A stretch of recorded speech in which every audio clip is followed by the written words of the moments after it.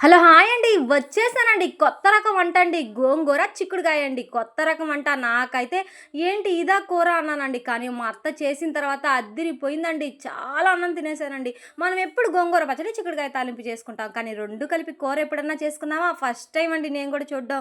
కానీ మాత్రం టేస్ట్ చెప్పలేనండి. అంత సూపర్‌గా ఉండిందండి. గోంగూర ఒక శుభ్రంగా వాష్ చేసుకొని పక్కన పెట్టుకొని, దాంట్లోకి ఎర్రగడ్డ, టమోటా, కొంచెం కల్లుప్పండి, కారము, ఉప్పు ఏసేసుకొని బాగా ఉడికించుకోవాలండి. ఉడికించుకున్న తర్వాత బాగా మెత్తగా రుబ్బుకోవాలండి. అనుకుంటాం కానీ, ఆ రోజుల్లో మిక్సీలున్నాయండి. ఈ రుబ్బుకట్టెతోనే కదండీ మన పెద్దవాళ్ళు బాగా రుబ్బేసింది. నేను కూడా బాగా రుబ్బుకట్ట తీసుకొని కసా రుబ్బేసానండి. చూడండి ఎంత మెత్తగా ఉడికిపోయిందో. లేత గోంగూరండి. ఈ గోంగూర మా చెట్లుకే ఉండిందండి. చాలా టేస్టీగా ఉండింది. చిక్కుడుగాయలను కూడా వాష్ చేసుకొని, కొంచెం కల్లుప్పేసుకొని, ఉడకబెట్టుకొని పక్కన పెట్టుకోవాలండి.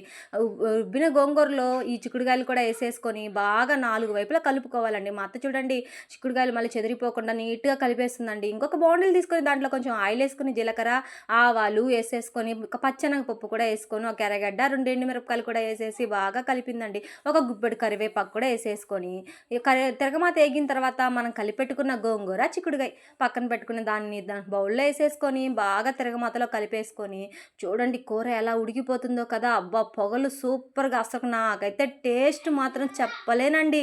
సూపర్‌గా అంటే సూపర్‌గా. కూర చూస్తే నోరూరుతుంది కదా! చాలా బావుండిందండి. ఒక 10 నిమిషాలు ఉడికించుకోండి తిరగమాతలో సూపర్‌గా ఉంటది. నచ్చితే లైక్ చేయండి, సబ్స్క్రైబ్ చేయండి, ఫాలో చేయండి. Support the my channel.